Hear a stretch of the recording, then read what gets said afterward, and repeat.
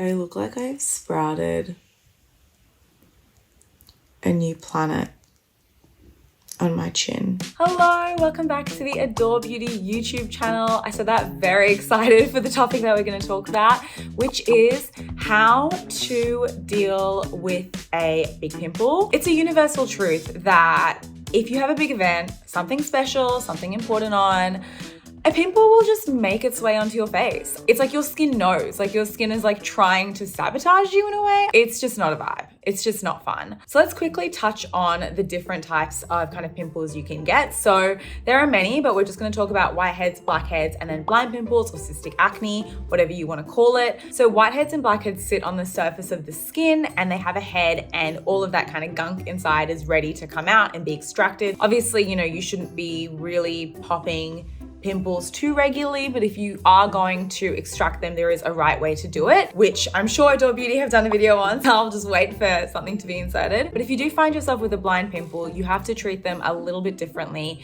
that you would a whitehead or a blackhead. This is because a blind pimple sits between the epidermis and the dermis, and it's not quite ready to come out, so it hasn't really formed a head, which is why usually if you start to get them, you'll notice that wherever it might, pop up, either your cheeks, your chin, your forehead, anywhere, it'll be a little hot, it'll be a little tender. Usually it feels like a raised mound and it's kind of growing in size underneath the surface. And this is because it's being trapped by all of that oil. So all of our sebaceous glands, it's being trapped by that and it's not really being allowed to form a head and to kind of come out of the skin. Okay, it just looks so ridiculous. I've just woken up. With that kind of in mind, if you poke and prod and pick at it, you're just going to make that mound and that inflammation worse because you'll be aggravating it. And if you continue to pick at it and continue to pick at it, you're going to probably cause scarring, infection, you'll spread the bacteria. The key thing here that I'm trying to get at in a very long-winded way, do not pick at your blind pimples. Don't do it. It's just going to make matters worse. And if you do pick at your blind pimples and then try these steps, it's not going to work. And I take no responsibility for what happens to your face. I'm just saying. Let's talk about what I did and what I continue to do to kind of treat my pimples every time I get them. I've been doing this for the last 2-ish years, and I would say that it's worked pretty effectively and I can bring it down pretty quickly. But again, just as a bit of a disclaimer, everyone's skin is super different and everyone's skin is gonna, react differently to things. I was able to bring mine to a head in 48 to 72 hours. Yours might take a little more time, but I can promise you that it's definitely going to come to a head and then you can use that extraction method of when it does, have a whitehead essentially. So one of the first things I do is I like to switch out all of my products to be a little gentler on the skin. Now, I have been known to kind of opt for a fragranced cleanser, but when I do find that I've got kind of, acne coming up or a pimple coming up, I'll switch that out to be a product, filled with ceramides. So that's kind of the first step that I do. I'll just switch out my products to make sure that it is really, really gentle and not stripping on the skin. The second thing I like to do is use a salicylic acid as a spot treatment. The reason you want to use a salicylic acid is because it's going to break down the oil and it's going to kind of help turn the pimple over and bring it to the surface much quicker. I'll just dab a little bit of salicylic acid on either 1 to 2 times a day. So in the morning and then at night as well. The one thing I will say with salicylic acid is that because it is kind of, removing that excess oil, it is going to dry out the skin, which leads me into my next step. I like to apply a moisturizer after I put my salicylic acid treatment on. The last thing I need once the pimple has kind of, gotten ahead and I've extracted it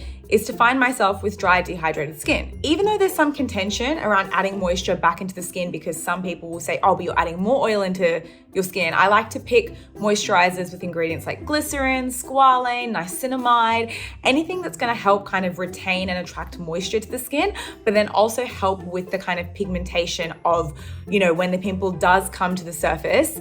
I'm known because of my skin type to get a lot of pigmentation. Even if I don't pick at pimples, I'm more prone to hyperpigmentation. So I like to add a moisturizer on top to keep my skin juicy, hydrated, and to make sure that there is minimal hyperpigmentation because that is the last thing I need once a spot has been extracted. I also love to put on my LED mask before bed. I'm gonna do it now. Now, I specifically like to use the red light setting for 10 minutes and then also the blue light setting. The blue light setting does kind of have anti-inflammatory qualities, and it's gonna help kill that bacteria, which is essentially how a pimple is formed. It's like buildup of oil, dead skin cells, sebum, just environmental toxins, and everything's a little bit out of whack on your skin, which is why it has occurred in the first place. So I like to pop this on for 10 minutes in the night. But before I go to bed, I like to pop on a pimple patch. So let me talk to you about pimple patches, because again, some people think they're a marketing gimmick, but they actually work. The way I look at it is that if you do kind of have a kind of throbbing, blind, heat-filled pimple that is just really frustrating and it just feels like your whole face is kind of like engorged and inflamed, which I know we've all experienced this, it's very easy to get tempted to kind of pick at it and play at it, right? But if you put a pimple patch on before you go to bed, you're doing a few things. One, you're not allowing yourself to touch it. And second, you're also making sure no bacteria is going to enter and exit out. Obviously, when we sleep, we're having bacteria that's being rolled around from our face, from our skincare, our hair.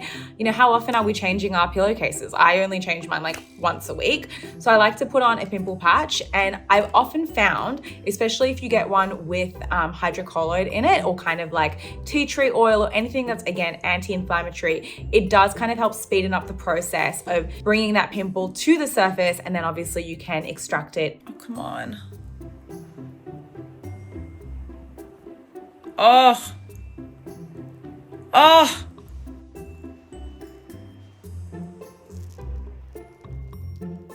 Yes. And that's it. That's pretty much everything that I do to kind of keep any kind of acne outbreaks, pimple outbreaks, hormonal pimples, whatever you want to call it, under control. I think the biggest piece of advice I can give you is just don't pick. I know it's so tempting. Having the willpower and the self-control to not pick at your pimples is like new level. And if you can achieve this, you can genuinely do anything in life, I feel. And also, don't be afraid to wear the pimple patches out, to be honest with you. Like, I have rocked up many a time at the gym, coffees, brunches, dinners with a pimple patch on. I would love to hear your tips and tricks around what you do when you do find yourself kind of breaking out, how you deal with it, how you get rid of it quickly. Tell me in the comments below. And I will see you in the next video, which is gonna be a fun one. It's gonna be, actually, I won't give it away. You'll just have to come back and you'll have to see what it's gonna be. But I will see you in the next video, and I hope you guys enjoyed this. Bye.